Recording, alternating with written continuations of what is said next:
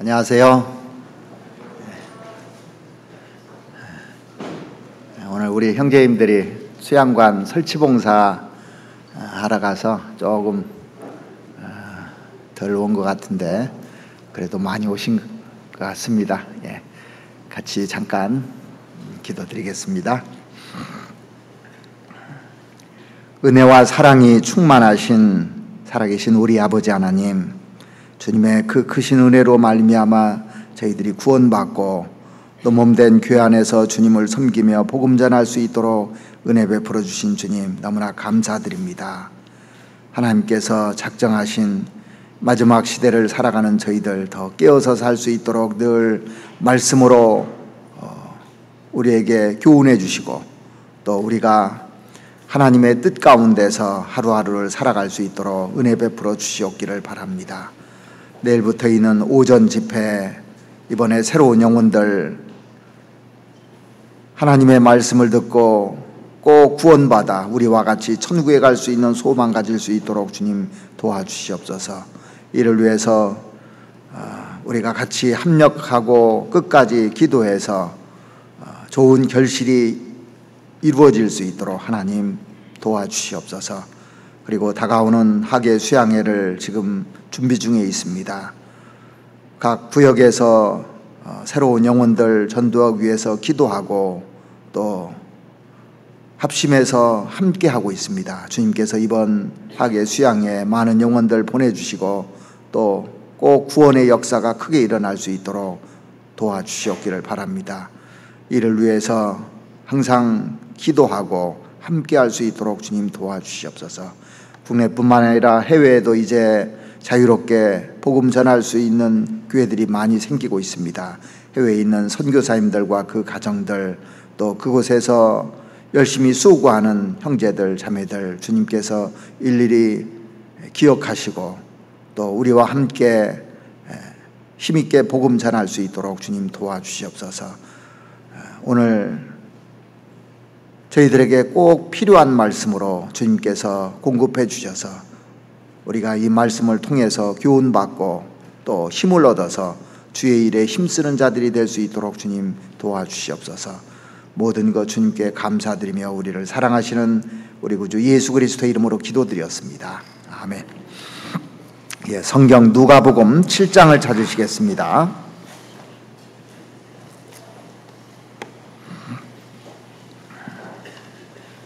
누가복음 7장 11절 말씀부터 제가 읽어드리겠습니다.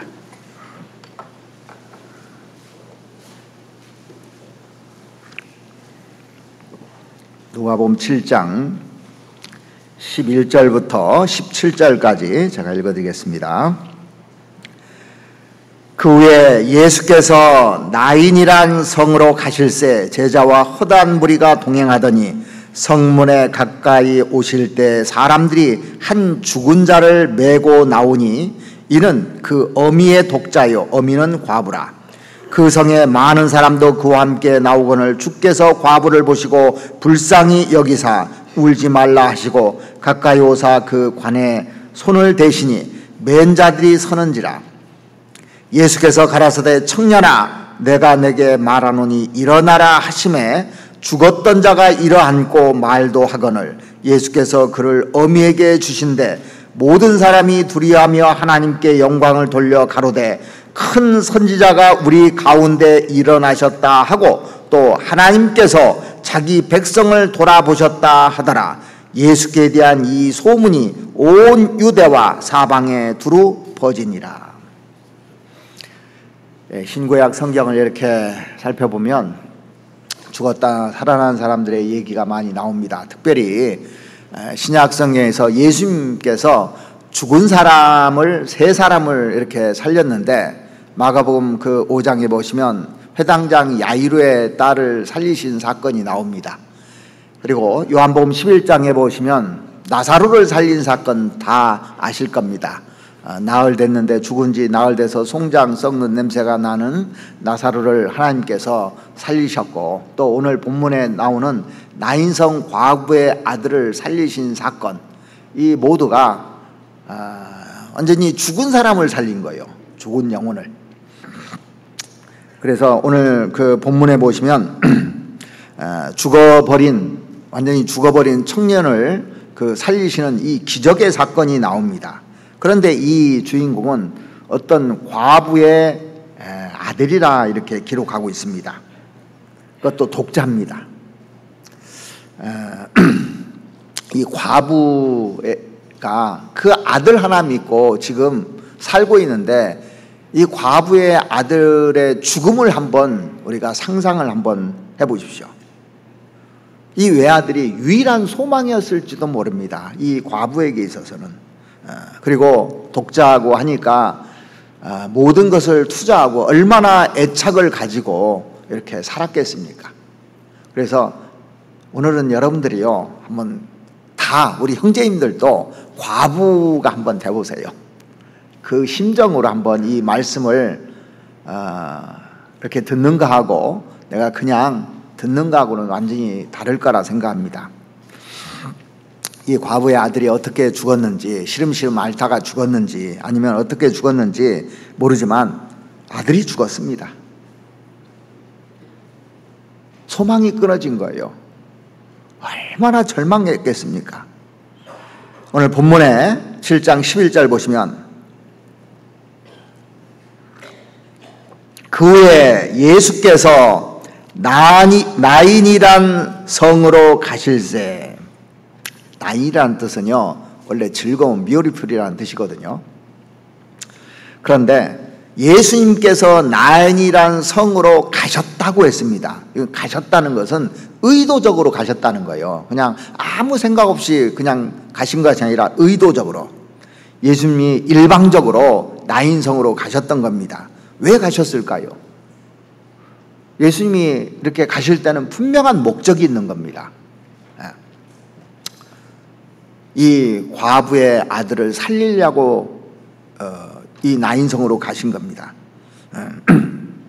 그런데 이 과부가 평상시에 평판이 아주 좋았던, 동네 사람들에게 평판이 좋았다는 그런 추정을 해볼 수 있는 구절이 12절에 보시면, 성문에 가까이 오실 때 사람들이 한 죽은 자를 메고 나오니 이는 그 어미의 독자요, 어미는 과부라. 그 성에 많은 사람도 그와 함께 나오거늘. 여기 보시면 그 성에 많은 사람도 이 과부와 함께 그 장례 행렬에 함께 했다는 겁니다. 이 동네 이웃들과 관계가 좋지 않았다면요, 동네 사람들이 쳐다보지도 않았을 거예요. 우리가 보통 보면은 상이 났을 때 어떤 사람은 많이 오고 어떤 사람은 적게 오고 이유가 있을 거 아닙니까? 결혼식을 한다든가 이런 것이 있을 때도 그렇고. 그래서 이 과부하면 동네 사람들에게 이렇게 멸시받기도 쉽잖아요. 그런데 이 독자 아들이 죽었는데 많은 사람들이 나왔다고 하는 것을 봐서는 평상시에 대인관계가 아주 원만하고 참 사람이 좋았던 사람이라는 것을 추정해 볼 수가 있지 않습니까? 그러면 어떻게 해서 이렇게 많은 평판을 얻었을까? 하나님이 이 가정을 돌보셨고 예수님께서 이 가정으로 가셨거든요. 그러면 하나님을 경외해야 하는 가정이었던 것이 분명했을 거예요. 일단. 그리고 정말 하나님의 말씀대로 살기를 원했기 때문에 사람들한테 본이 됐을까라는 추측을 해봅니다. 우리가 사사기 9장에 보면 기드온의 아들들, 아주 좋은 아들들로 설명되어 있지 않습니까? 그런데 특징이 뭔지 보십시오. 하나님이 이 아들들 좋은 특징이 뭐냐면 이 가정은요 항상 하나님 중심이었어요.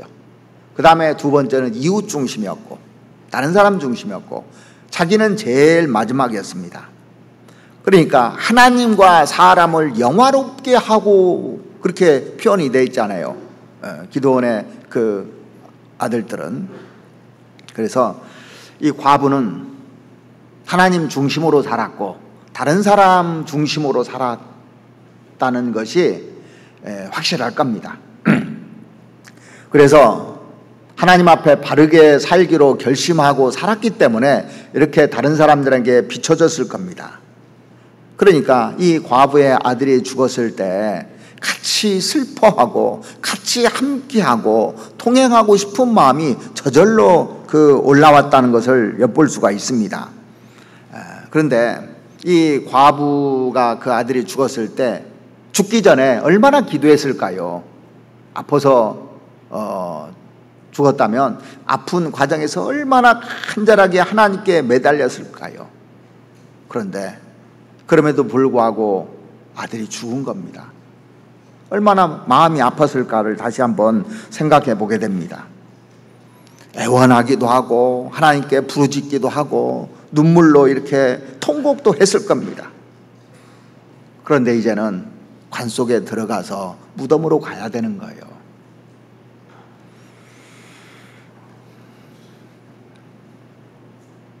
그 관을 바라보면서도 얼마나 슬퍼했을까를 여러분이 과부라면 똑같은 심정했을 겁니다. 진짜 기도 응답을 바랬거든요. 응답해 주기를 바랬는데 아들이 죽은 겁니다.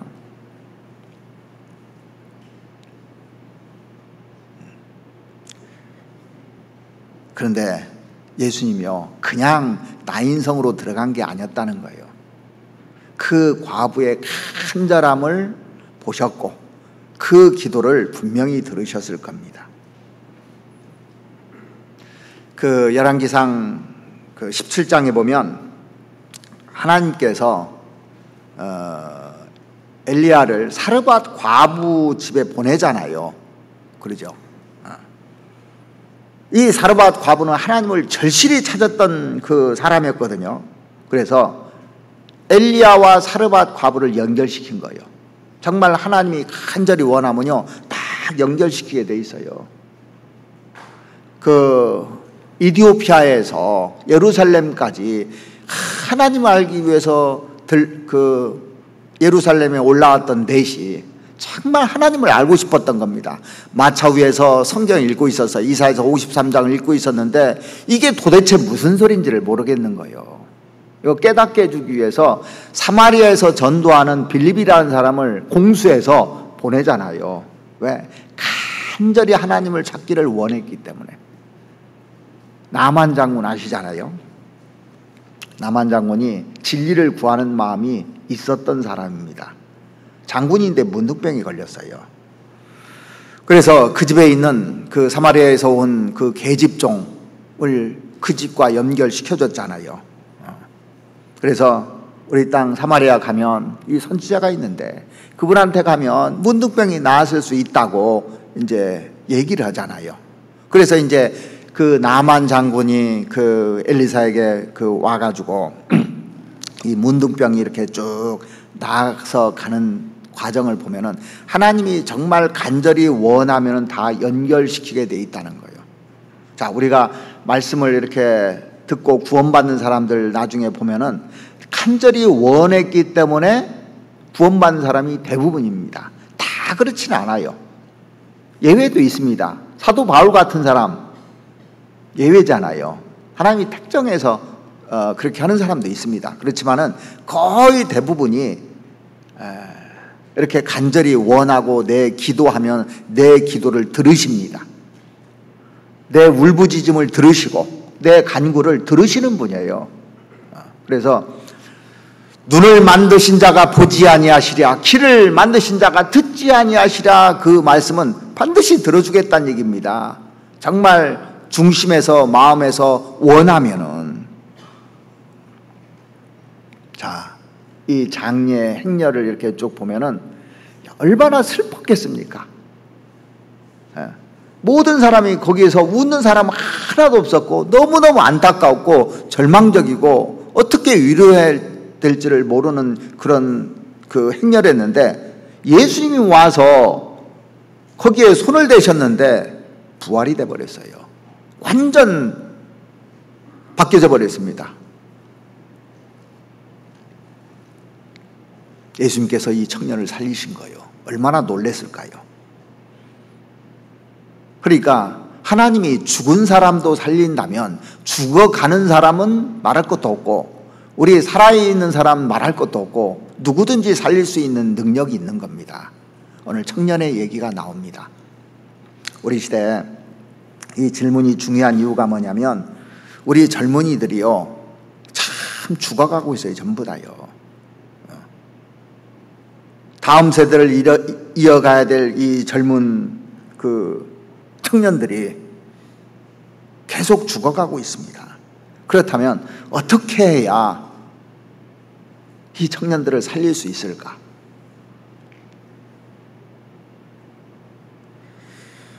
무엇이 우리 자녀들을 살릴 수 있을까요?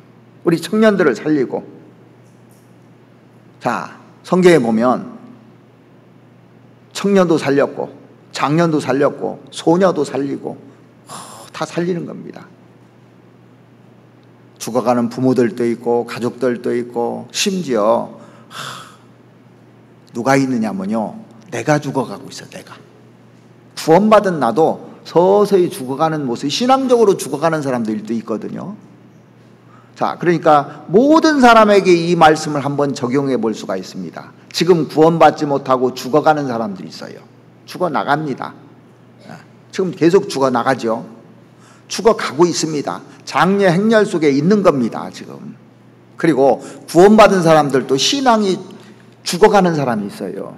그럼 어떻게 살려야 되느냐? 이 해답을 주님께서 우리에게 명백하게 알려주셨습니다.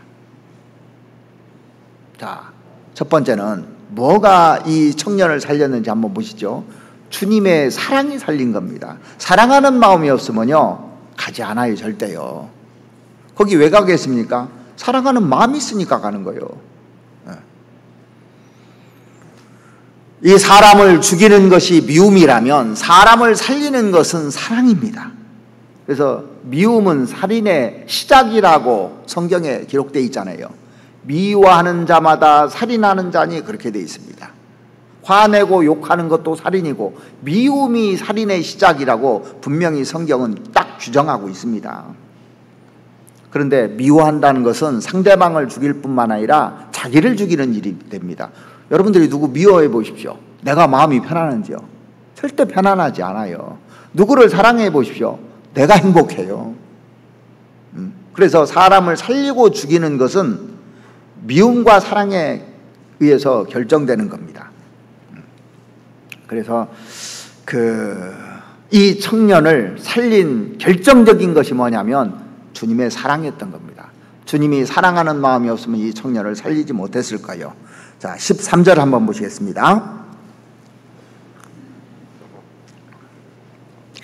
주께서 과부를 보시고 불쌍히 여기사 울지 말라 하시고. 자, 과부를 보셨다 성경에 나와 있잖아요. 긍휼의 눈동자로, 자비의 눈동자로, 사랑의 눈동자로 보셨을 겁니다. 안타까운 눈동자로 그 애타하는 모습을 보면서 보셨다고 돼 있어요. 하나님이 어떤 사람에게 제일 가까이 하시는 줄 아십니까? 자, 우리가 자녀를 키우면 어떤 자녀가 제일 가까워질까요? 마음이 갈까요? 건강한 자녀고 아픈 자녀가 있으면 아픈 자녀 쪽으로 가게 돼 있어요. 이게 시집 장가를 보낸데 잘 사는 자식하고 잘 못 사는 자식하고 누구한테 마음이 갈까요? 잘 못 사는 자식에게 마음이 가게 돼 있는 거예요. 강한 자냐고 약한 자녀가 있으면 누구한테 마음이 갈까요? 약한 자녀에게 마음이 가는 게 당연한 겁니다. 이게요. 그런 얘기가 있잖아요. 아버지가 강할 때는 자식이 안 오는데 아버지가 약하니까 자식이 가까이 오더래요. 자식도 마찬가지예요. 부모가 강하면요 자식들이 안 오는데 부모가 약해지면 자식들이 오게 돼 있어요. 그래서 예수님도 정말 누구와 가까이 오셨냐면 하나님은 고아의 아버지시오 과부의 재판장이시라 그랬지 않습니까? 고아의 아버지라는 것은 더 가까이 한다는 얘기입니다. 과부 힘이 없잖아요. 재판장이 되주시겠다는 얘기입니다.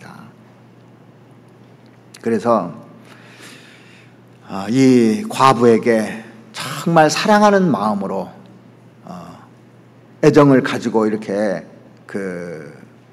가까이 했던 것 같습니다. 하나님은 긍휼이 풍성하신 하나님이잖아요. 호세아서 성경 한번 찾아보시겠습니다. 호세아서 11장을 한번 보시죠.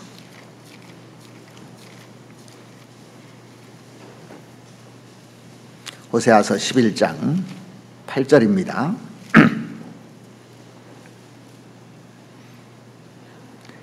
에브라임이여 내가 어찌 너를 놓겠느냐, 이스라엘이여 내가 어찌 너를 버리겠느냐, 내가 어찌 너를 아드마와 같이 놓겠느냐, 어찌 너를 스보임같이 두겠느냐, 내 마음이 내 속에서 돌아서 나의 긍휼이 온전히 불붙듯 하도다. 하나님이 이스라엘 향해서 이렇게 얘기를 했어요. 에브라임이여, 에브라임이 이스라엘을 얘기하는 거죠. 이스라엘이여 내가 어찌 너를 놓겠느냐, 내가 어찌 너를 버리겠느냐, 내가 어찌 아드마같이 놓겠느냐, 내가 너를 스보임같이 놓겠느냐. 소돔 고모라 옆에 있는 그 도시가 그 아드마와 스보임이라는 도시가 있었는데, 하나님께서 소돔과 고모라 그 다음에 그 아드마 스보임은 손을 놓아버렸어요. 그런데 이스라엘 너를 내가 어찌 손을 놓겠느냐, 나의 긍휼이 온전히 불붙듯 하도다. 그래서 이스라엘을요 아주 불타는 긍휼 그 눈으로 바라봤다는 겁니다. 그런 마음으로 지금 그 과부를 대하고 있는 겁니다. 어떤 마음이냐면 사랑의 눈동자로 대하고 있는 거예요.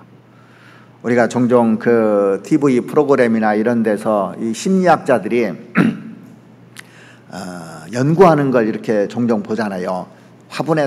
두 화분에다가 꽃을 이렇게 심어놓고 일정한 시간 동안 한 화분에는 그 좋은 말을 해주고 즐거운 상상을 하고 이쁘다 해줘가면서 키운 화초하고, 이쪽에는 아주 안 좋은 말, 또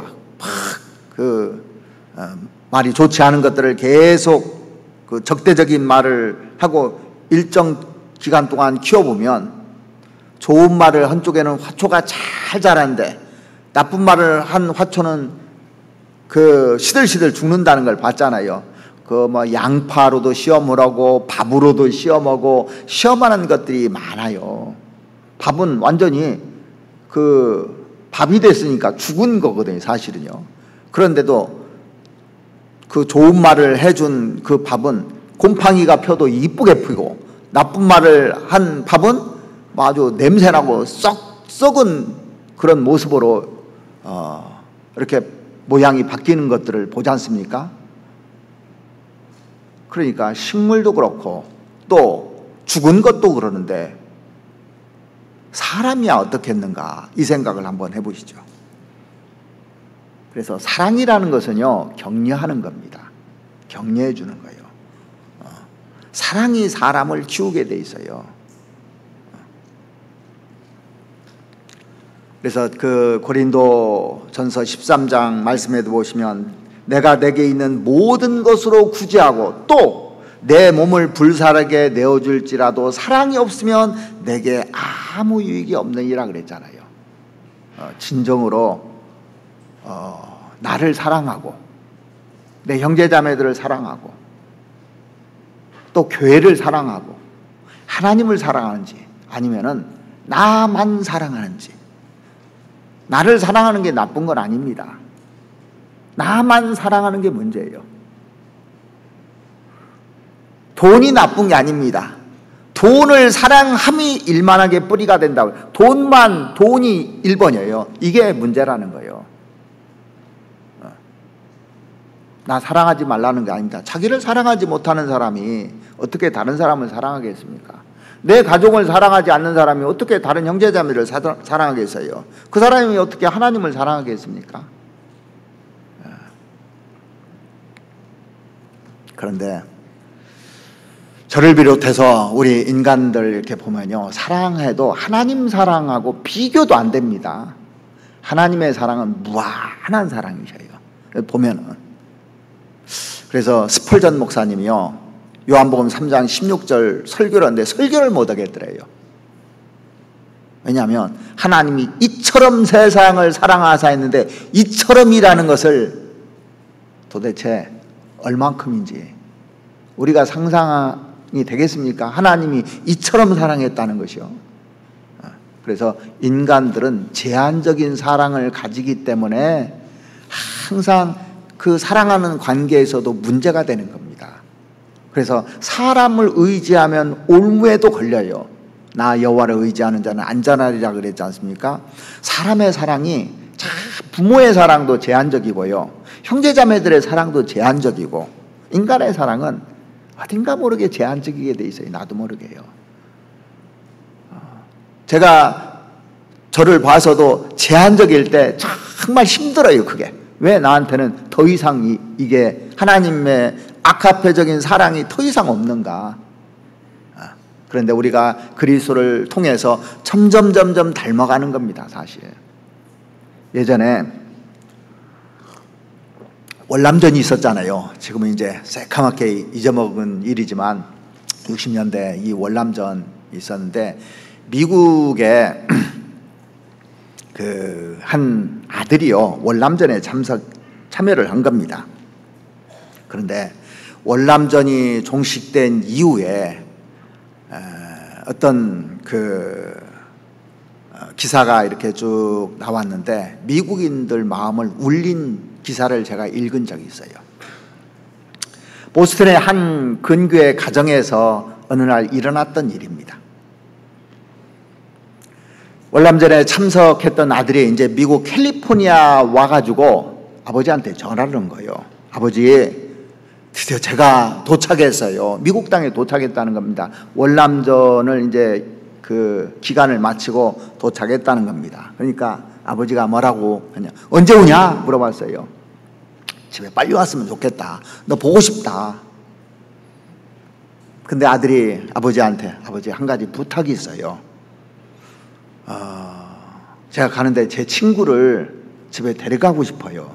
어떤 친구냐 물어봤어요. 그랬더니 월남전에서 나하고 같이 그 전우인데 놀라지 마세요. 내 친구는 전쟁터에서 오른쪽 눈을 다쳐가지고 실명됐습니다. 그리고 그 수류탄에 의해서 오른쪽 팔이 날아가고 오른쪽 발까지 이렇게 없는 친구예요. 그런데 그 친구를 꼭 우리 집에 데려갔으면 좋겠어요. 데려오느라 그랬어요. 그죠? 그런데 아버지, 제가 그 친구하고 며칠 있을 것이 아니라 같이 살았으면 좋겠어요. 그랬어요. 우리 집에서. 그것도 그래도 될까요? 이렇게 이제 전화를 한 겁니다. 아버지가 뭐라고 하냐면, 아니 너 무슨 소리냐? 아무래도 안 되겠다. 너나 빨리 와라. 그 얘기를 듣고 전화가 끊겼습니다. 그런데 아들이 사흘이 되고 나흘이 되고 닷새가 되고 돼도 돌아오지 않는 겁니다. 다시 전화가 왔어요. 경찰서에서 전화가 왔습니다. 청년 하나가 자살을 했는데 소지품을 조사본 결과 이 집 아들 같다고 와서 확인해 보라고. 그래서 아버지가 손살났게 이제 경찰서로 가서 봤는데 한쪽 눈이 없고 한쪽 팔이 없고 한쪽 발이 없는 그 청년은 자기 아들이었던 겁니다. 집에 데려가고 싶었던 친구는 다름 아닌 자기였어요. 우리는 이 청년의 그 일처리 방식에 대해서 비난할 수도 있습니다. 왜 그렇게 얘기했냐고 나무랄 수도 있어요. 그런데 이 청년은 어찌됐건 자기 그 친구를 통해서 자기 사정을 부모에게 고하고 있었고 부모의 사랑이 이게 제한적이구나 하는 것을 느끼는 순간 자신이 없었던 겁니다. 부모가 나를 이제는 이 몸 가지고는 싫어하겠지, 창피하겠지, 별 생각을 다 해봤을 거요. 짐이 되겠지. 그걸 확인한 순간 이 부모 앞에 설 그런 자리가 없었다고 판단했을 겁니다, 아마. 그래서 스스로 생명을 끊은 거예요. 우리의 인간의 사랑은 이렇게 제한적입니다. 조건적입니다. 타산적입니다. 만일 하나님께서 우리를 그렇게 사랑하셨다면 여기에 한 사람도 이 자리에 없을 겁니다, 아마. 한 사람도요. 하나님은 깨끗하신 분이거든요. 그분이 보셨을 때 얼마나 우리를 어떻게 보셨냐면 구더기같이, 벌레 구더기같이 봤다고 돼 있잖아요. 하물며 벌레 구더기 같은 인생이라 그랬습니다. 사람의 사랑은 제한적이지만 하나님의 사랑은 제한이 없는 사랑입니다. 그러니 이 하나님의 사랑을 내가 갖는다면, 그런 심장을 갖는다면 이거보다 행복한 건 없을 거예요.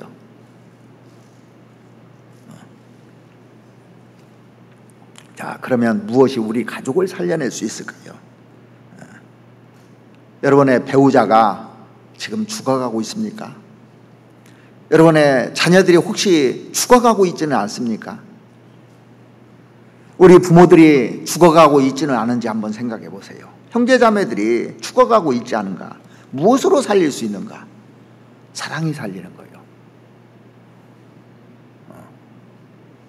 근데 나는 얼마나 그런 마음을 가지고 있는지, 예수님께서는 그 과부를 보시고 불쌍히 여기사 울지 말라 그랬어요. 이 불쌍히 여기사 그 얘기가요, 원래 원문에 보면 창자가 끊어지는 것 같이, 뒤틀리는 것 같이 그런 심정이라고 표현이 되어 있더라고요. 그런 심정을 내가 가질 수 있다면 내가 행복한 거예요, 사실은요. 그래서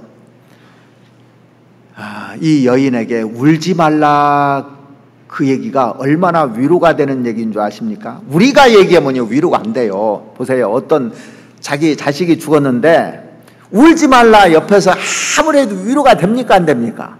안 됩니다. 자, 울지 말라는 것은 내가 예수님 얘기할 때는요 울지 않게 해주겠다는 얘기예요. 살려주는 것밖에 없어요. 그거는요, 살려주면 울 수가 없습니다. 그러죠? 제가 그 천국에 대해서 요한계시록 21장에 나온 걸 보면서 정말 행복했던 것이, 다시는 사망이 없고 애통하는 것이나 곡하는 것이나 아픈 것이 다시 있지 아니하리니, 그리고 모든 눈물을 그 눈에서 씻기신다고 되어 있거든요. 이 세상에서 눈물 많이 흘려도 괜찮겠구나.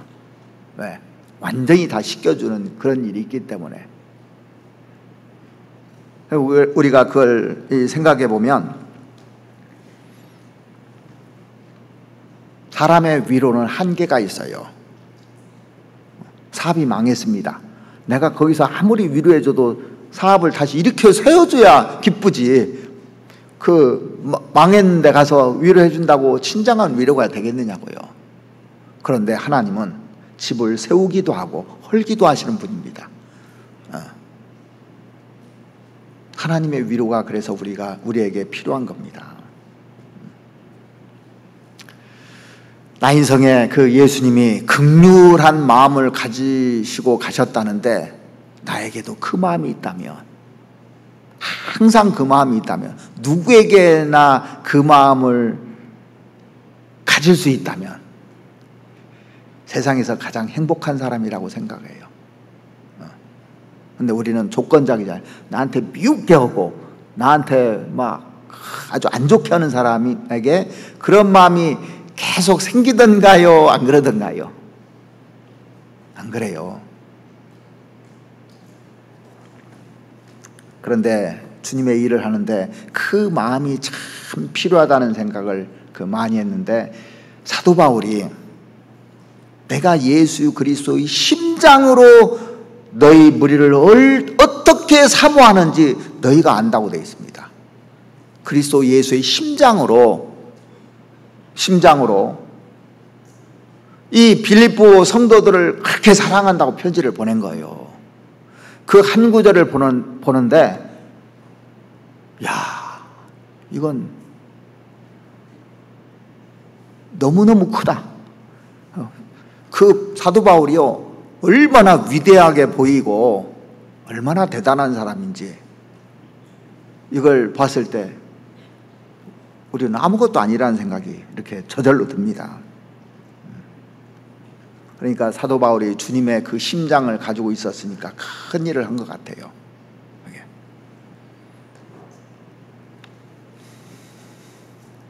한번 찾아보실까요? 한번 여러분들이 보면서 수시로 묵상을 우리 같이 해보면 좋을 것 같아요. 빌립보서 1장 8절 한번 보시겠습니다.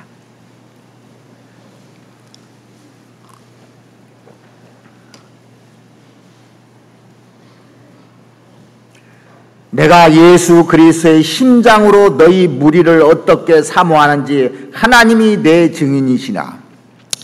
이렇게 담대하게 얘기할 수 있는 사람이 얼마나 될까요? 이 지구상에. 얼마나 위대한 말입니까 이게. 내가 예수 그리스도의 심장으로 너희 무리를 어떻게 사모하는지 하나님이 내 증인이 된다는 얘기예요.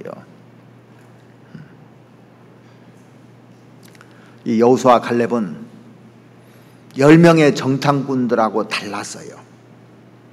달랐습니다. 완전히. 다르기 때문에 생각이 다르기 때문에 다르게 행동할 수 있었던 거예요. 그러니까 마음이 다르면요 모든 것이 다르게 보입니다. 그리고 다르게 행동해요. 마음이 불평으로 가득 차 있으면요 이게 모든 것이 다르게 볼 수밖에 없어요. 안 좋게 행동을 하게 돼 있어요. 민수기 14장 한번 보시죠.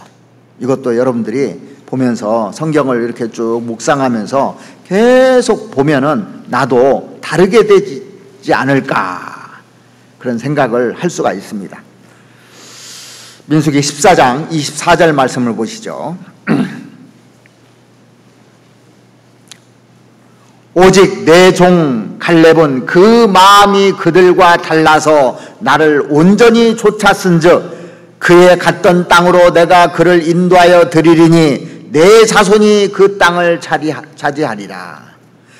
이스라엘의 그 많은 백성들이 애굽에서 나왔는데 여호수아와 갈렙은 그 마음이 그들하고 달랐던 겁니다. 보는 눈이 달랐던 거예요. 여리고성을 보고 왔는데 보는 눈이 달랐던 겁니다. 그럼 어떻게 해서 그렇게 보는 눈이 달랐느냐? 믿음의 눈을 가지고 있었고 10명의 눈은 보이는 눈을 가지고 그냥 물체를 보고 그대로 판단하는 눈을 가지고 있었던 겁니다. 그러니까 아브라함과 롯이 이렇게 생활하잖아요. 그런데 소돔과 고모라 땅을 보면서 기름지고 좋은 땅이니까 롯은 그쪽으로 눈이 가 있었어요. 그런데 아브라함은 하나님을 믿고 갈대아우르에서 나왔고 하나님을 따라서 지금 가고 있는 겁니다. 보는 눈이 다른 겁니다. 그러니까 나중에 아브라함이 조카 롯에게 내가 좌하면 나는 우하고 내가 우하면 나는 좌한다고 했을 때 육신적인 것을 딱 택하고 자기 조카가 떠나버렸어요. 얼마나 외로웠을까요? 그 밤에 하나님께서 나타나셔서 아브라함아 부르면서 외롭지? 그렇게 얘기는 안 했어도 그 느낌을 받았을 겁니다. 동서남북을 봐라. 내 눈으로 보는 땅을 내가 다 너에게 주리라. 그러니까 생각이 다르면 다른 길로 가게 돼 있어요. 어떤 길로 갈 것인지. 그래서 마음이 달라야 다르게 보이고 그리고 다르게 행동할 수 있는 겁니다. 이 갈렙이라는 사람은 나중에 이제 이스라엘 땅에 들어가서 여호수아 밑에서 잠잠하게 일을 해요. 사실 이 가나안 땅에 들어가기 전에 정탐꾼 둘 여호수아 칼렙 있었는데 칼렙이 나이가 더 많아요. 여호수아보다요. 그런데 하나님께서 여호수아를 세우십니다. 칼렙은 2인자로서 거기서 잠잠하게 생활을 해요. 사실 모세가 인도했을 때 여호수아 칼렙이 2인자들이었어요. 그때 조용했지 않습니까? 묵묵히 따랐습니다. 순종하면서. 그래서 이제 모세가 죽고 나서 여호수아를 딱 세우니까 칼렙이 또 그 밑에서 묵묵히 따라갔어요. 그러다가 85세가 됐을 때 이 산지를 나에게 달라고, 내가 전쟁에서 그 산지 뺏을 수 있다고, 나 아직도 건강하다고. 청년 아닙니까? 청년. 다른 겁니다. 나이가 먹어도 청년이 있고 청년에도 노인이 있는 겁니다. 마음이 결정하는 거예요.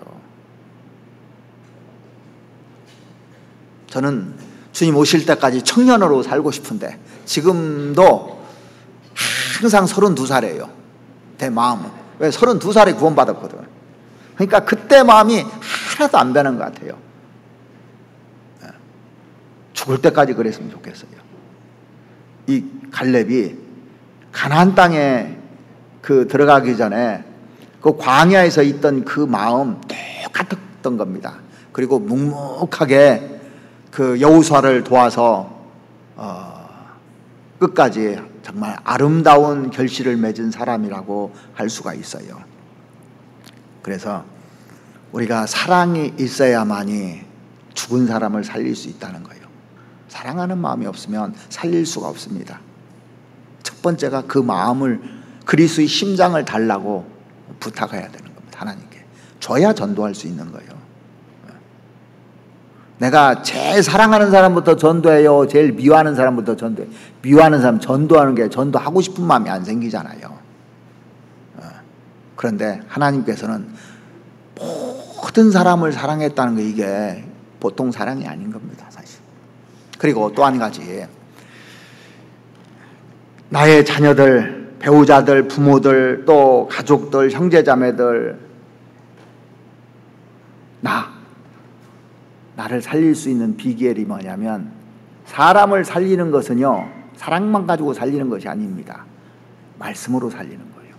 주님의 말씀으로 살리는 겁니다. 오늘 본문에 누가복음 7장 14절 말씀 보시겠습니다.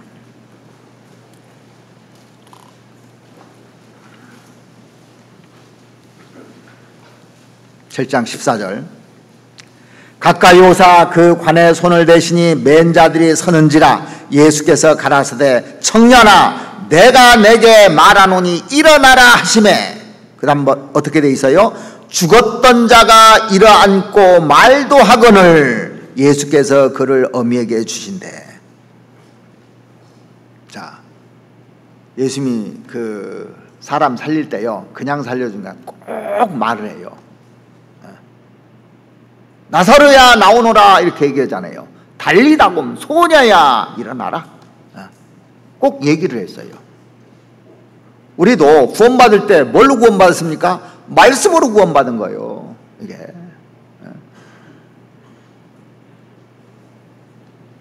그래서 구원받을 때 무슨 말씀으로 구원받았냐고 물어보잖아요. 염소와 송아지의 피로 하냐고, 오직 자기 피로 영원한 속죄를 이루사, 이 말씀으로 구원받았다는 사람도 있고, 세상 죄를 짓고 가는 하나님의 어린 양이로다, 이 말씀으로 구원받는 사람들도 있고. 이게 말씀으로 구원받는 겁니다. 말씀이 임해야 돼요. 그러니까 어디 기도원에 가서 기도하고 뭐 영접해서 그 구원받았고 이래서 구원받는 게 아닙니다. 하나님의 말씀을 들을 때 살아나는 거예요. 듣는 자는 살아나리라 그랬잖아요. 그래서 사람을 살리는 것은요, 교육이 살리는 것이 아닙니다. 많은 교육을 받았다고 그 사람이 영원히 살아나냐? 그렇지 않아요. 지식이 많아가지고 사람을 살립니까?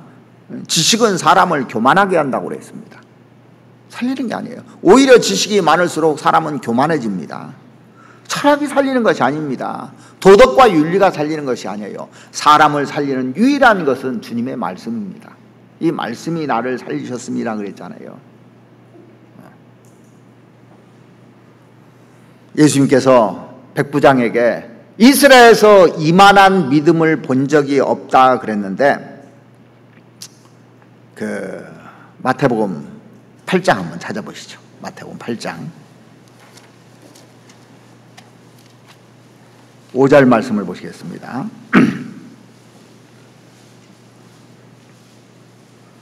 왜 이만한 믿음이라고 했는지 여기 나와요. 마태복음 8장 5절. 예수께서 가버나움에 들어가시니 한 백부장이 나와 간구하여 가로되 주여 내 하인이 중풍병으로 집에 누워 몹시 괴로워하나이다. 가라사대 내가 가서 고쳐주리라. 백부장이 대답하여 가로되 주여 내 집에 들어오심을 나는 감당치 못하겠사오니 다만 말씀으로만 하옵소서. 그러면 내 하인이 낫겠사옵나이다. 자, 이 백부장이요, 말씀만 해줘도 낫는다는 확신을 가지고 있었어요. 하나님이 이 천지를 만드실 때 말씀으로 빛이 있으라 하심에 빛이 있었다고 했잖아요. 말씀으로 빛을 창조한 겁니다. 말씀으로. 그리고 말씀으로 지금도 만물을 붙들고 계십니다. 그리고 말씀으로 영혼을 살리셔요. 진실로 진실로 내게 이르노니 죽은 자들이 하나님의 아들의 음성을 들을 때가 오나니 곧 이때라. 듣는 자는 살아나리라. 그래서 예수님 옆에 있던 강도 보십시오. 오늘 내가 나와 함께 낙원에 있으라. 그 말씀으로 이 강도가 천국 간 겁니다. 그러니까 사랑만 가지고 되는 것이 아닙니다. 이 말씀이 있어야 돼요. 듣는 자는 살아나리라 그랬잖아요.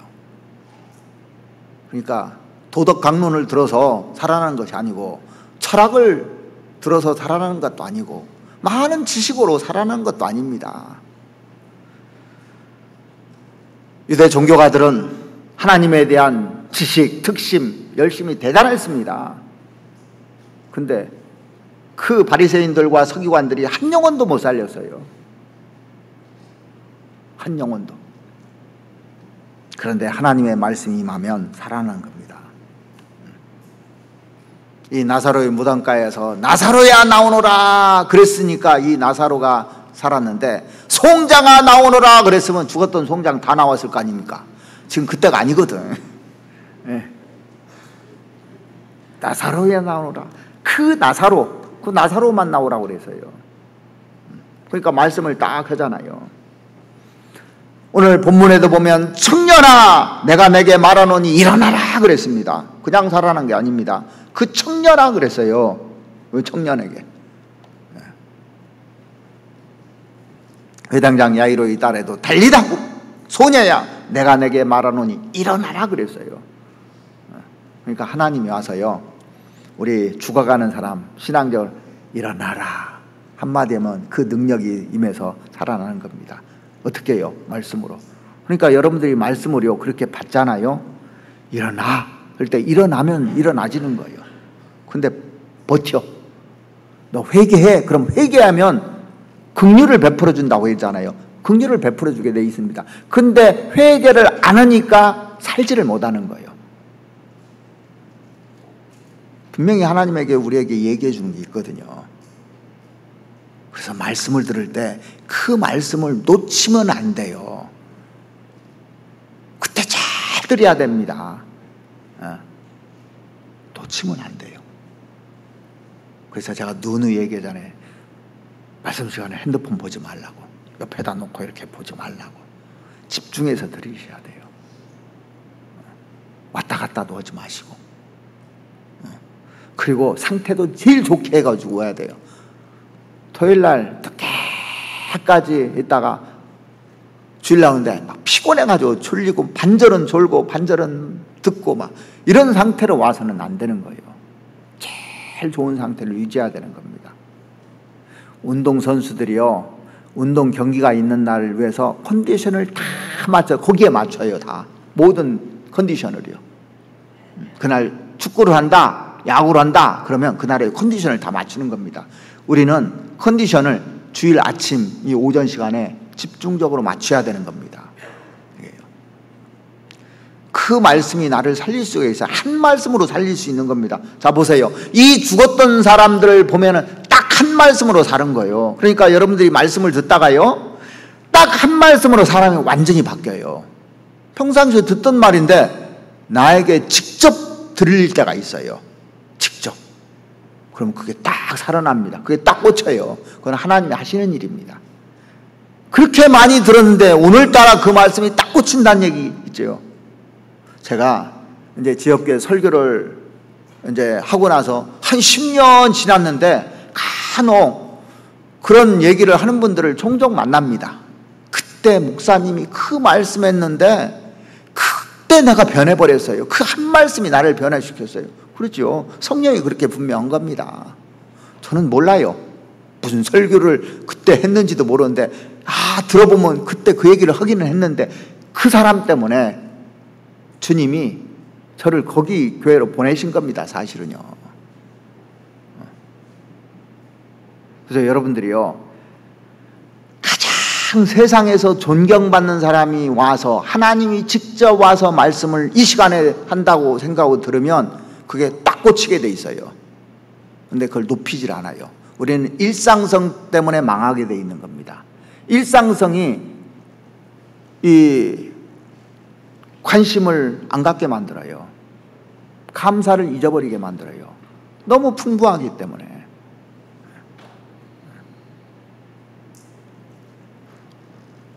제가 처음에 여기 교회당에 발령나서 처음 왔는데 와 좋다 그랬어요.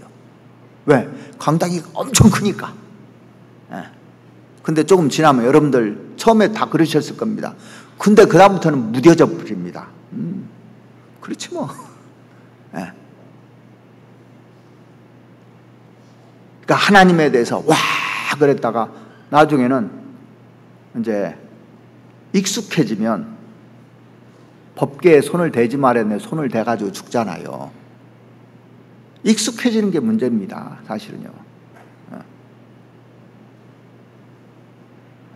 오샤오유가 법계에 손을 대가지고 다른 사람은요 절대 안 됩니다. 법계에다가 되면 죽는다는 거 알으니까. 하나님을 대적하면 산산이 무너진다는 걸 처음에 알아요. 근데 이게 익숙해지다 보면 습관적으로 되다 보면요 아무 감각이 없어서 죽는 거예요. 그게 문둥병이거든요. 이 교회 안에 하나님께서 불꽃 같은 눈으로 이렇게 보시고 중앙에 다니시면서 거하면서 다니시면서 다 보고 심판주로 계신다는 걸 알아야 되는데 그게 안 보이게 돼 있는 거예요. 그러니까 이게 사람들이 다 이제 퍼져버려요. 자, 시집 올 때 아내가 그렇게 이쁘고 옷도 이쁘게 입고 다니는데 일상생활 지나다 보면 몸빼 입고 다니고 퍼져서 여러분 좋아요 안 좋아요? 아름답게 해야 좋죠. 항상 아름다워야 좋죠. 다 똑같습니다. 요한복음 5장을 한번 보시겠습니다. 요한복음 5장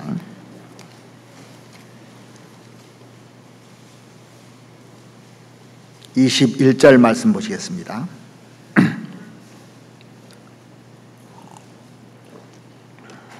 요한복음 5장 21절 아버지께서 죽은 자들을 일으켜 살리심같이 아들도 자기의 원하는 자들을 살리시느니라.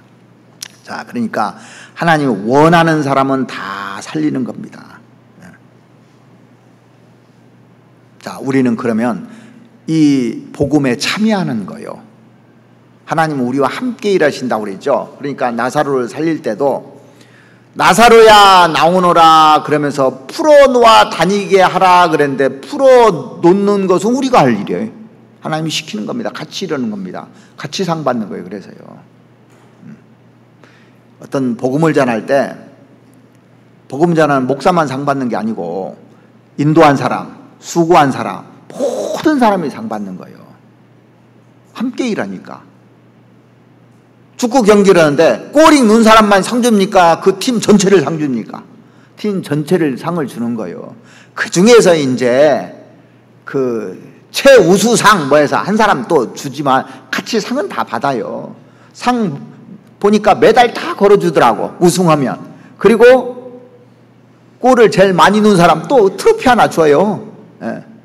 상은 다 받는 겁니다. 같이 동참하면. 동참한다는 것이 얼마나 이게 축복인지 모릅니다. 사실은요. 동참하면 같이 상을 받는데 동참 안 함으로 말미암아서 아무 상도 없는 겁니다. 이게. 자, 이 청년을 살리는데 말씀으로 살렸잖아요. 그래서 오늘도 이런 기적이 일어날 거라고 믿습니까? 안 믿습니까? 저는 믿어요. 죽었던 영혼들 살아난 거 보시잖아요. 그래서 오늘날 가장 큰 청년들의 문제가 뭔지 아십니까? 직장 문제가 아닙니다. 이게 청년들 생각하는 직장 문제가 제일 크다고 그래요. 직업이 아니에요. 일이 아닙니다. 문제는 영혼이 살아나느냐 살아나지 않느냐, 이게 제일 큰 문제거든요. 사실 영적으로 살아나면요 모든 문제가 해결됩니다. 내 영혼이 잘된 같이 범사가 잘되고 강건하기를 원하노라 그랬죠. 영혼이 잘돼야 범사가 잘되게 돼 있는 거예요. 영혼이 잘 못되면 아무리 좋은 직장 다녀도 소용없는 겁니다. 그래서 인간의 가장 근원적인 문제, 실존적인 문제, 보다 중요한 문제가 뭐냐면 영적인 문제잖아요. 죽었던 영혼들을 우리가 살려야 되는 겁니다. 그래서 시편 119편 50절 말씀에 보시면 이 말씀은 곤란 중에 위로라 그래서요. 사람이 곤란 중에 위로가 되는데 위로를 어떻게 하느냐, 이 말씀이 나를 살리셨음이라 그랬잖아요. 이 말씀으로 우리가 곤란 중에 죽어가는 사람도 이 말씀으로 살리는 거예요. 뭐가 살린다고요? 말씀이 살려요. 여호와의 율법은 완전하여 영혼을 소생케 하며 그랬지 않습니까? 시편 19편 7절에 보시면 사람을 살리는 것은 말씀이에요. 여러분들이 무기력해집니까? 말씀이 살리는 거예요. 무기력해지면요 말씀을 한 번만 볼 것이 아니라 또 보고 또 보고 10번 20번 계속 살아날 때까지 봐요. 그러면 말씀이 살린다니까요. 자, 이 식물을 심었는데 시들시들 죽어가요. 그러면 어떻게 됩니까?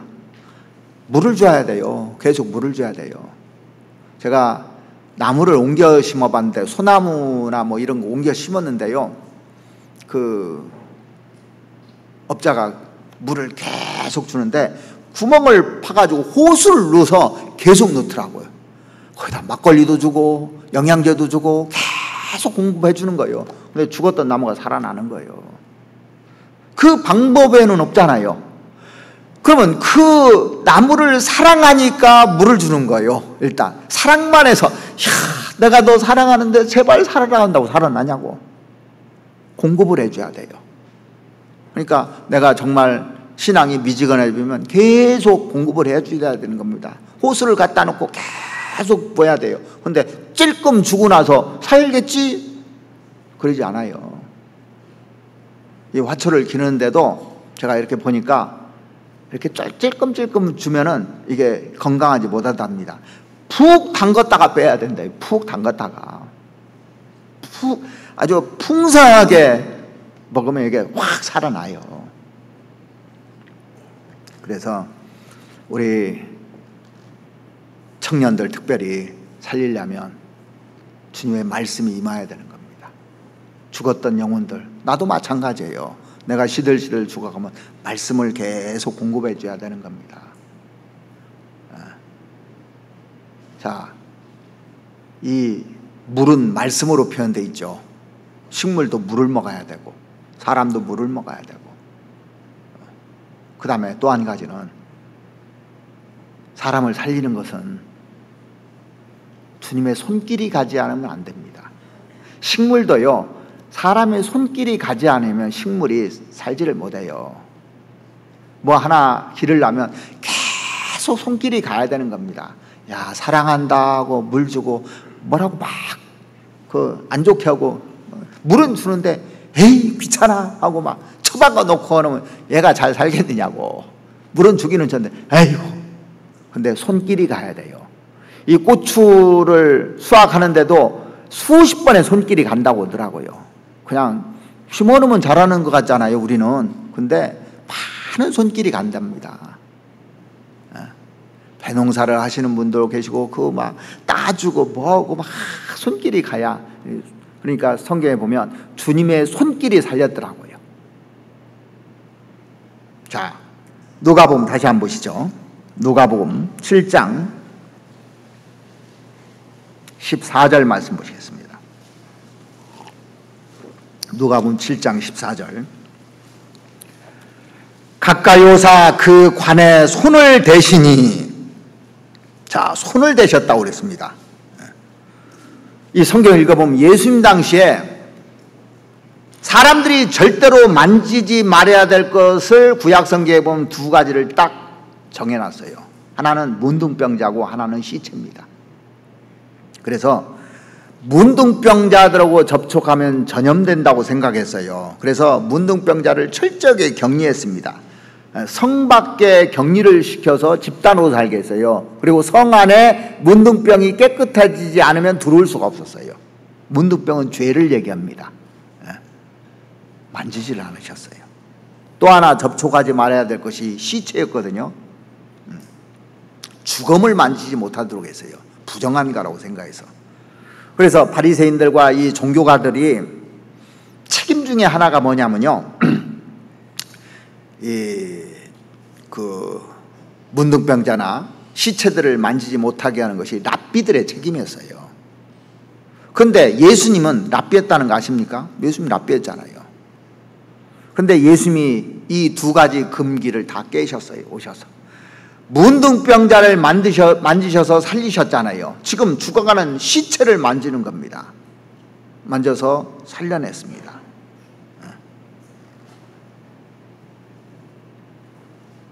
그래서 예수님이 딱 만지면요, 죽었던 손길이 다 살아나요. 고칠 때 보면 그 소경의 눈을 뜰 때도 보면 진흙에다가 침을 딱 뱉어가지고 이겨서 눈에 바를랐다고 돼 있죠. 예수님의 제자 베드로의 장모가 그 열병에 있을 때 손을 대요. 다 손을 대셨다는 표현이 나와요. 이게 성경에 보면은 손을 댈 때 기적이 일어난 거예요. 그래서 미국 사람들의 말 가운데 사랑은 만지는 것이라는 말이 있어요. 러브 이즈 터치라고. 터치. 예전에 제가 터치라는 그 책을 읽어본 적이 있는데, 그 미국의 그 인류학자인 그 마가렛 미드라는 분이 계셨습니다. 근데 이분은 전 세계를 다니면서 현대 문명의 영향을 가장 적게 받은 일종의 원시 그 종족들을 연구하는 분이었어요. 그래서 인류 그 학에 아주 커다란 공헌을 한 분인데, 특별히 그 이분이요, 원시 종족의 하나인 뉴기니아 그 원시 종족에 대해서 연구를 하게 됐습니다. 거기에는 두 족속이 있어요. 아라파시 족속과 그 문두구모 그 족속을 이제 연구해서 현대 교육에 그 많은 시사점을 던진 사람이거든요. 우리가 잘 아실 거예요. 여러분들이 우리 문화도 이렇게 그분 영향 때문에 문화가 바뀌었어요. 우리나라도요.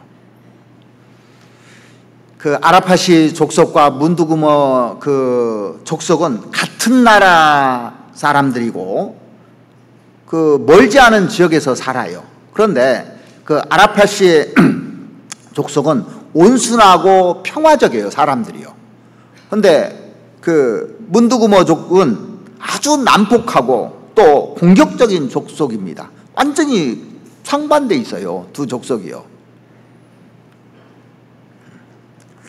왜 같은 나라 멀지 않은 곳에서 이런 일이 생겼는지 이제 연구하다가 결론을 딱 내린 겁니다. 어떤 결론을 내렸냐면 아이 키우는 방법부터 틀리더란 얘기예요. 쭉 연구해 보니까. 그래서 이 아라펫이 족속의 엄마들은 아이들을 어떻게 키우냐면요, 그물 같은 망을 목에다 딱 걸어가지고요, 아이를 앞에다 이렇게 딱 놓고 이 가방 만들어가지고 애를, 그 아이를 쳐다보면서 손길을 보내고 토닥토닥 해주고 배고프다면 언제든지 바로 젖을 꺼내서 아이에게 먹이는 겁니다. 근데 문두구모 족속은 아이를 어떻게 하냐면 가방을 만들어 뒤에다 딱 걸어요. 그래서 그러면 아이하고 엄마하고 일단 분리될 거 아닙니까? 그러니까 애는 엄마를 볼 수가 없는 겁니다. 그리고 말로 하는 목소리인데 입 모양도 볼 수가 없는 거예요. 그리고 손길도 접촉이 안 되는 겁니다. 젖 먹일 때도 보면은 이 아라펫이 족속의 엄마들은요, 딱 이렇게 안고 수유를 안으니까 오랫동안 해줄 수가 있는 겁니다. 토닥토닥 걸어가면서 이렇게. 근데 문두구모 족속은 뒤에 있으니까 서서 먹여요. 그래서 이제 서서 이렇게 견딜 수 없으니까 빨리 젖을 뗍니다. 그리고 뒤에다 또 애를 놓고 이렇게 키웠던 것 같아요. 그건 이제 연구를 한 겁니다. 근데 보니까 이 아라펫이 족속들은 사람들이 나중에 크면은 온순해지는 거예요. 평화적인 거예요. 근데 문두구모 족은 전부 다 공격적이고 파괴적이고 난폭하고, 그 차이가 뭔가를 결론을 내린 것이요, 터치다고. 그 티파니 필드에 나오는 그런 내용입니다. 사람의 터치가 얼마나 중요한지. 이 복음서에 보시면 예수님께서 손을 대시며 손으로 만지시니 이런 표현들이 참 많이 나와요. 요즘은 이랬다가는 성추행범으로 몰릴지 모르겠지만 요즘은 터치 못 하잖아요. 잘.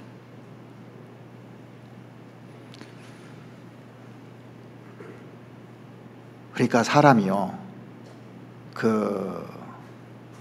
외국에 가니까 볼에다 막 양쪽에 터치하고 막 가슴으로 하고 이렇게 하더라고.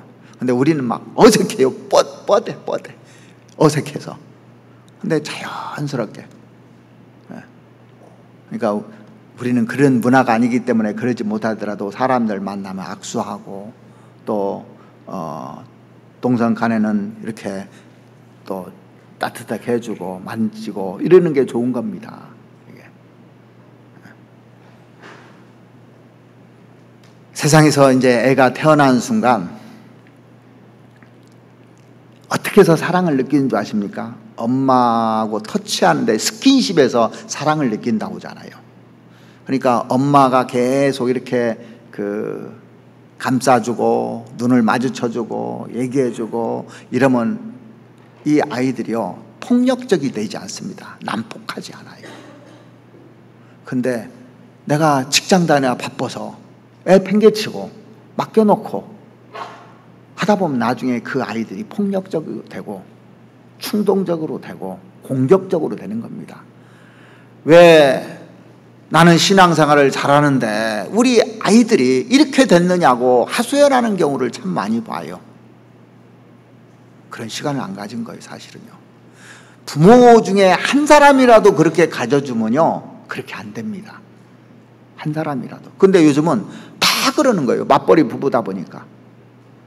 애를 이렇게 스킨십할 시간이 없는 거예요. 눈을 마주치고 이야기를 하고 할 수가 없으니까 이제 TV에서 공격적인 거, 폭력적인 거 이런 것도 많이 보고 하니까 그렇게 바뀌어져 버리는 겁니다. 스킨십이 없어서.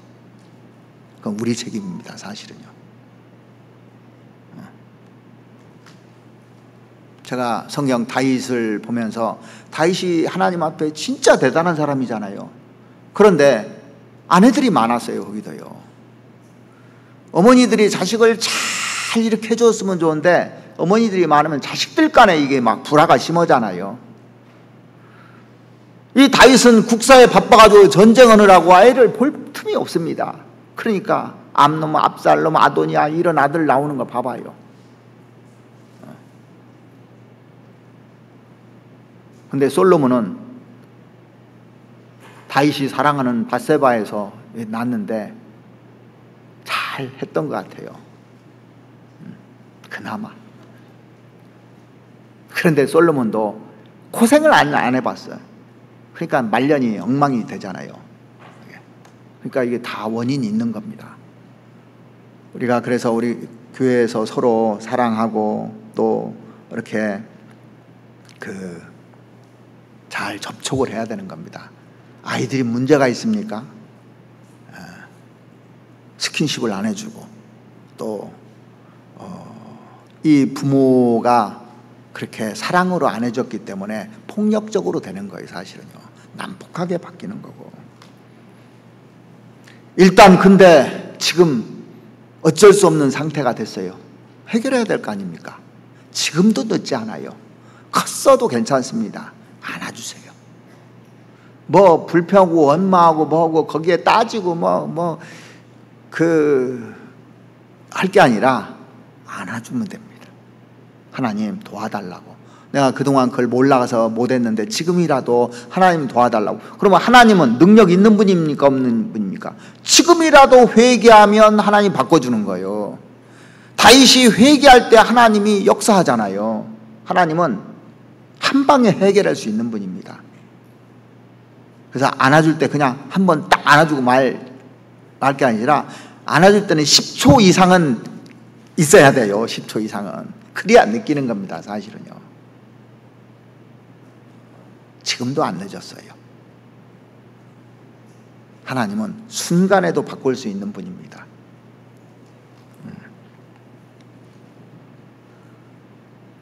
우리가 다른 사람의 약점 이런 것들은 고치려고 하는데 나의 약점은 고치려고 않잖아요.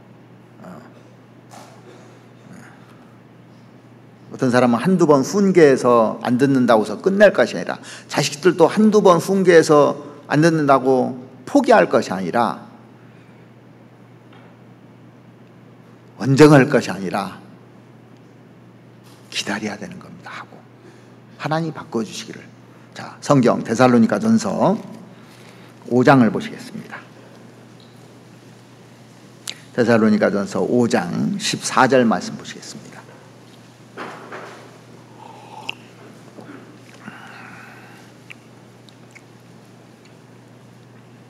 (5장 14절) 또 형제들아 너희를 권면하노니 규모 없는 자들을 권계하며 마음이 약한 자들을 아니하고 힘이 없는 자들을 붙들어주며 모든 사람을 대하여 오래 참으라.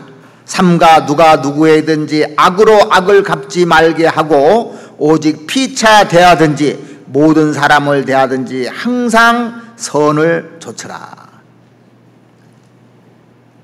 자, 다른 사람과 화목하게 지내려면요, 만사에 어떻게 하면 되냐면 자기가 굽히면 돼요. 화목하게 지내려면. 그래서 이 갈라디아서 여기 잡아놓으시고 좀 이따 한번 더 볼 겁니다. 갈라디아서 6장을 한번 보시죠. 갈라디아서 6장 1절에 보시면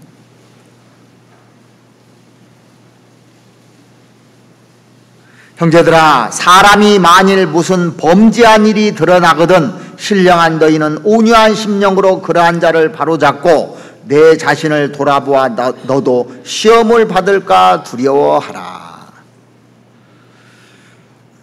우리는 곧잘 다른 사람은 완전 무결하기를 바라면서 자기 자신의 결점은 조금도 고치려고 들지 않는다는 것을 유심히 보면 발견하게 됩니다. 다른 사람을 억지로라도 계도해서 바꾸려고 하면서 자기는 바꾸려고 않는 경우들이 너무너무 많아요. 다른 사람에 대해서는 엄격한 법으로 다스리고 자기는 예외적인 법으로 다스리려고 하는 경우들이 많습니다. 사람을 대할 때도 똑같은 수준으로 이렇게 대해야 되는데 그 인색한 경우도 많아요. 공평한 저울수가 중요한 겁니다.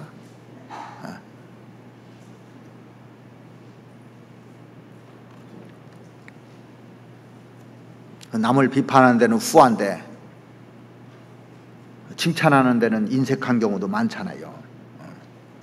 그래서 사람은 칭찬으로 알아볼 수 있다고, 사람의 인격 이런 것들을. 그래서 도가니는 은을, 풀무는 금을, 칭찬으로 사람을 실현하느니라 그랬습니다. 칭찬으로 사람을 실현한다는 얘기가 뭐냐면 그 사람 됨됨이를 알 수 있다 그 얘기입니다.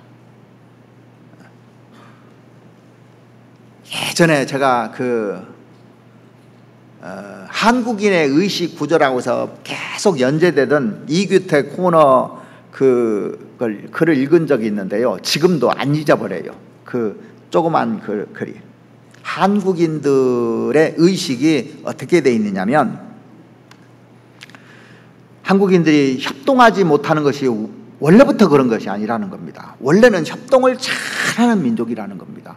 옛날 그 역사를 보면 우리나라 협동을 잘하는 민족이었더라고요.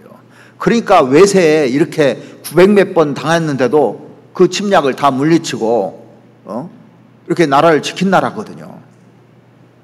그런데 산업화 과정을 거치면서 의식 구조가 다 바뀌어버렸대요. 한국 사람들이요. 특별히 이제 경쟁의식 속에 딱 시작되면서 그게 바뀌었다는 겁니다. 이게. 그때부터 사람들이 변질돼 버렸대요. 그래서 제목을 뭐라고 달았느냐면 한국인들의 의식이 어떻게 바뀌었느냐, 독 속의 개와 같다 이렇게 표현을 해놨더라고요. 독 속에 개를 기어다니는 개 있잖아요. 먹는 개 말고 개를 딱 집어넣으면 한 10마리를 집어넣으면 혼자는 다 나온답니다. 근데 10마리를 집어넣으면요 한 마리도 못 나온대요. 올라가려면 뒤에서 잡는데요. 그렇게 올라가려면 잡고 계속 물고 늘어진다는 겁니다. 그래서 개들의 철학을 뭐라고 했냐면 너 죽고 나 죽고 둘 다 나 죽자, 이게 한국 사람의 의식구조로 바뀌었다는 겁니다. 앞서 가는 걸 그걸 보지를 못한다는 겁니다. 좀 잘 되면 처음에는 잘 된다고 해놓고 뒤에서 이렇게 끌어내린다는 거예요. 뒤에서. 제가 예전에 이제 그 필리핀 선교할 때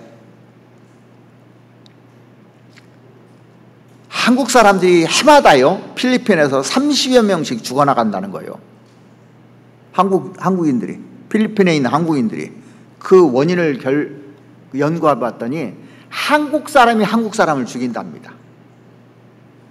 자, 그 필리핀은 총을 가지고 있는 나라입니다. 그래서 그 당시에요 3, 40만 원만 주면 사람을 죽여주는 청법자들이 많아요. 그러니까 한국에서 원한이 있는 사람들 골프 치러 같이 가자고 해서 갔다가 총 맞아 죽는다는 거예요. 원수들 거기 가서 청부해가지고 죽인다는 겁니다. 거기서도 이제 서로 교민들 간에 문제 있으면 죽인다는 거예요. 그런데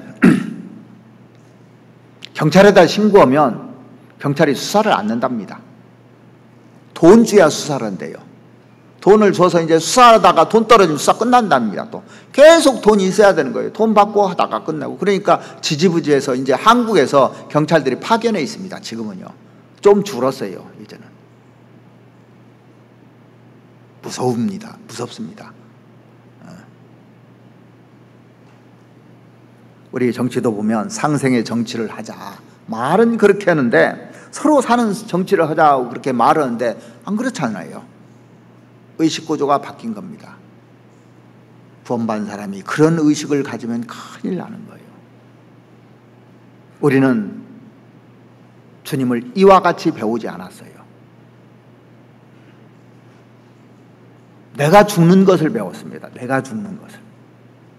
예수님이 죽는 것을 가르쳤어요.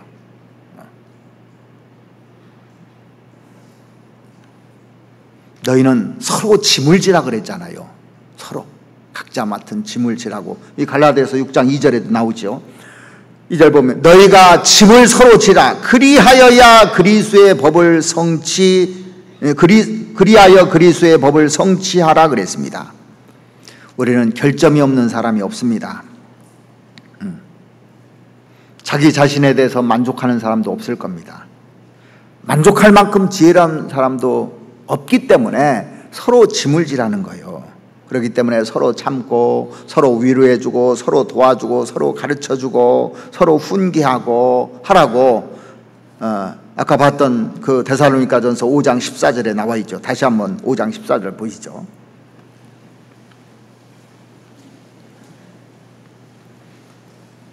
또 형제들아 너희를 권면하노니 규모 없는 자들을 권계하며 마음이 약한 자들을 안위하고 힘이 없는 자들을 붙들어주며 모든 사람을 대하여 오래 참으라 그랬습니다. 내가 시험을 받았을 때 다른 사람이 시험 받잖아요. 그러면 내가 받았을 때 그런 감정으로 대해줘야 되거든요. 이렇게.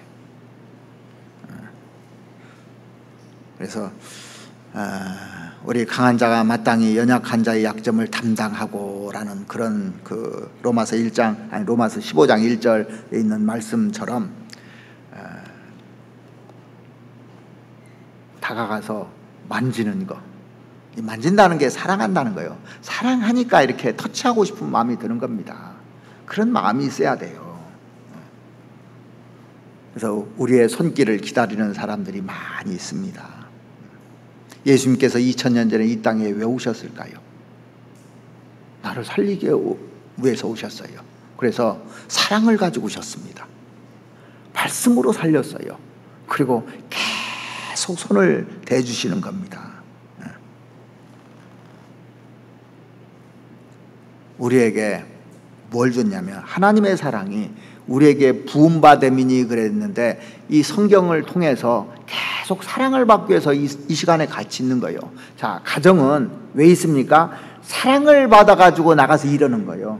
자, 교회에서 사랑을 받아가지고 전도하는 겁니다. 사랑이 없으면 전도가 안 돼요. 아침에 그 등교하는 학생에게 부모가 팍 뭐라고 하잖아요. 그러면 그날 하루 어떻게 지낼까요? 신날까요? 우울한 하루로 끝날 겁니다. 직장에 출근하는 남편에게 한마디 했어요. 하루 종일 그 생각 날 겁니다. 힘들까요? 행복할까요? 힘들 겁니다. 근데 어떻게 승리할 수 있겠습니까? 그래서 교회에서는 되도록이면 문제 삼지 말고 지적하지 말고 도덕적으로 큰 죄가 있다든지 교회적으로 막 큰 무리를 일으킨다든지 교리적으로 무리를 일으키는 일 이외에는 다 비슷비슷한 거예요. 사실은요. 문제 삼을 필요가 없습니다.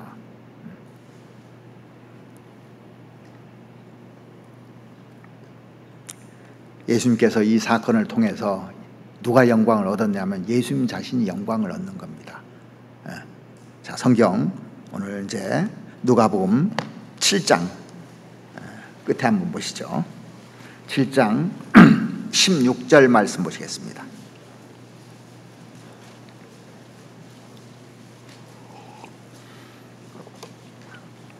모든 사람이 두려워하며, 왜 두려워하냐면 죽었던 자가 일어났거든요. 하나님께 영광을 돌려 가로되 큰 선지자가 우리 가운데 일어나셨다 하고 또 하나님께서 자기 백성을 돌아보셨다 하더라.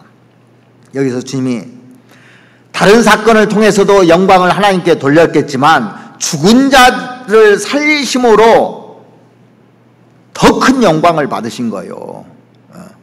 이 사건을 통해서 여기 보시면 큰 선지자가 우리 가운데 일어나셨다 하고 또 하나님께서 자기 백성을 돌아보셨다 하더라. 사람들에게 영광을 받잖아요.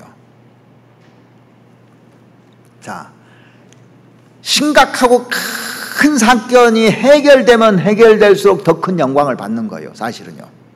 그래서 세상에서 가장 큰 사건이 뭐냐? 죽은 사람 살려내는 거예요. 이건 아무나 할 수 있는 일이 아닙니다. 가장 큰 영광을 받는 거예요. 그래서 우리가 교회 안에서 여러 가지 영광이 있습니다. 봉사하는데 뭐 사람 세우는데 여러 가지 영광이 있지만 가장 큰 영광은 죽은 사람 살리는 거예요. 죽은 사람. 그게 전도입니다. 그래서 내일부터 있는 오전 집회가 이게 큰 영광입니다. 이게 가장 큰 영광이에요. 하계 수양회 때 구원받는 거 가장 큰 영광입니다.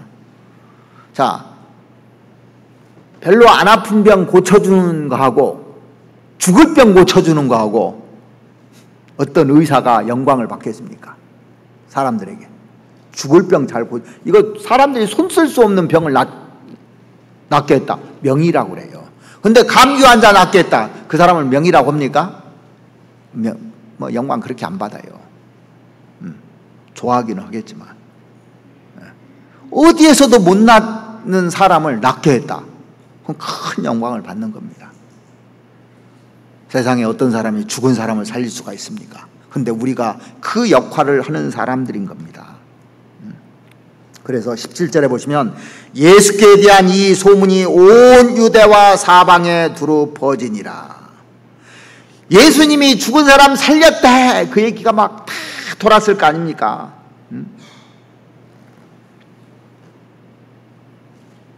그러니까 우리가 누가 전도해서 구원받을 때 그러면 다 알잖아요. 누가? 영광 받는 겁니다. 자, 그래서 오늘 이 성경에서 죽은 사람을 살리는 비법이 나와 있어요. 이건 우리가 꼭 간직해야 되는 겁니다. 사랑하는 마음이 있어야 돼요. 주님의 심장이 있어야 돼요. 사랑하는 마음 자체가 없으면 그 다음부터는 잘 안 돼요. 그리고 거기에 주님의 말씀이 임해야 됩니다. 그리고 손길이 가야 돼요. 그게 수고와 희생입니다. 자, 하계 수양회 때 보십시오. 사랑하는 마음 가지고 시작을 해야 되는 겁니다. 영혼을 사랑하는 마음 가지고 하계 수양회를 가야 되는데 하계 수양회니까 그냥 가야지, 봉사해야지, 의무감으로 이런 사람하고 내가 봉사하고 사랑하는 마음으로 봉사하고 사랑하는 마음으로 이 영혼을 데리고 가서 이 말씀을 듣게 해줘야 돼요. 거기 가서도 말씀을 듣게 해주고 그 다음에 손길이 가야 되는 겁니다. 수고의 손길이 가야 돼요.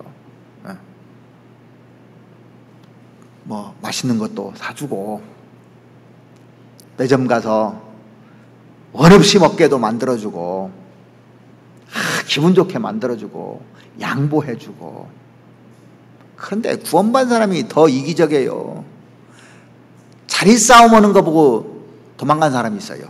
아십니까? 구원받던 사람 자기들끼리 싸우더래. 여기서 예라 하고 가버렸답니다. 제가 그 얘기도 실족시킨 거잖아요. 한 영혼을. 그리고 이제 우리 같은 경우는 수양에 가면서 휴게소에서 한번 쉴 수 있잖아요. 네. 가다가 이제 휴게소에서 딱 쉬면은 갈 때 새로운 사람 모시고 갈 때 휴게소에서 맛있는 것도 사주고 공을 들여가지고 다 갔습니다. 그런데 공을 다 드는데 다 말씀 듣고 구원 못 받았어요. 올 때 휴게소에서 국물도 없는 사람이 있어. 자기가 성질 나가지고 더 잘해줘야 돼요. 그 사람은 어떻게 했냐고. 더 잘해줘야지. 2배로 사줘야지. 그래야 다음에 또 듣든지 교회 와서 말씀을 듣든지 상담을 하든지 그럴 거 아닙니까? 구원 안 받으면 더 잘해주셔야 돼요. 못 받았으니까 받을 수 있도록. 그래서 내가 화나가지고 내가 성질나면 안 되는 겁니다. 그래서 이번에 수고하고 땀 흘리고 우리가 그 사랑하는 마음 가지고 봉사할 수 있도록 준비하시고, 모든 사람들이 다 물론 참석하시겠지만 새로운 영혼들 다 모시고 가서 그 마음 가지고 말씀 앞에 놓으면, 그 사람을 살리는 건 주님이 하는 거예요. 내가 할 수 있는 것은 사랑하는 마음 가지고 내가 수고하는 겁니다. 손길이 가야 되는 거예요. 하나님이 나와 함께 일하신다 그랬습니다. 이 과부가 이 아들을 살리는데 간절한 마음이 있었어요. 과부도. 애타는 마음이 있었습니다. 하나님께 매달린 거예요. 이 과부의 심정으로 이번 수양회를 한번 임해 보려고 우리가 같이 이 말씀을 묵상해 본 겁니다. 죽은 아들 데리고 가는 거예요. 죽은 아들. 살리려고. 여러분들 아들이 죽었으면 어떤 병원에라도 안 데리고 가겠습니까? 돈이 든다고 병원에 안 데리고 갈 겁니까? 내 재산 다 동원해서라도 데려갈 거예요. 하계 수양에 가는데 돈이 아까워서 못 간다면 그건 내 아들이 죽어가는데 돈이 아까워서 죽여버리는 거나 똑같은 거잖아요. 마음을 이렇게 달리 생각해 보세요. 달리 먹으면 다르게 생각하게 돼 있고 다르게 행동하게 돼 있습니다. 갈렙은 그들과 달라서 그랬는데 오늘 우리 이 시대에 너무 이기적이면 안 돼요. 이기적이지 말고 내가 베풀어서 수양회 갈 때 돈도 두둑하게 가지고 와야 돼요. 휴가 갈 때는 돈을 두둑하게 가져가면서 수양회 갈 때는 인색하면 안 되잖아요. 두둑하게 가져가서 다 잘 대접을 하고 넘치도록 하면 감동해서 또 구원받을 겁니다. 그래서 그런 넓은 마음 가지고 이번 수양회 이렇게 같이 임했으면 좋겠습니다. 같이 기도드리겠습니다. 우리의 영혼을 사랑하시는 우리 아버지 하나님, 주님이 가졌었던 그 마음 우리에게도 주시옵기를 바랍니다. 이 과부의 아들을 불쌍히 여겨서 나인성으로 들어가셨던 주님, 그리고 말씀으로 구원해 주신 주님, 그리고 그 아들의 시체에 손을 얹고 사랑의 마음으로 다가가서 그 아들을 살렸던 마음 저희들에게도 주셔서 죽어가는 영혼들을 살릴 수 있도록 하나님 도와주시옵기를 바랍니다. 사람을 살리는 것은 주님의 사랑, 또 하나님의 말씀, 그리고 하나님의 손길이라는 것을 오늘 배웠습니다. 그 모든 것이 나에게 임해서 나를 통해서 구원의 역사가 일어날 수 있도록 주님 도와주시옵소서. 내일부터 있는 오전 집회에도 그 마음 가지고 전도할 수 있도록 도와주시옵고, 다가오는 수양회도 그 마음 가지고 우리가 수양회를 임할 수 있도록 하나님 도와주시옵소서. 전능하신 하나님 손길에 우리의 모든 영혼을 부탁하면서 저희들 살아가고 있습니다. 주님 의지하고 주님께 순종하며 주님 뜻에 따라서 하루하루 한 걸음 한 걸음 걸어갈 수 있도록 주님 도와주시옵소서. 우리의 영혼을 사랑하시는 우리 구주 예수 그리스도의 이름으로 기도드렸습니다. 아멘. 은혜 찬송가 171장 같이 하시겠습니다.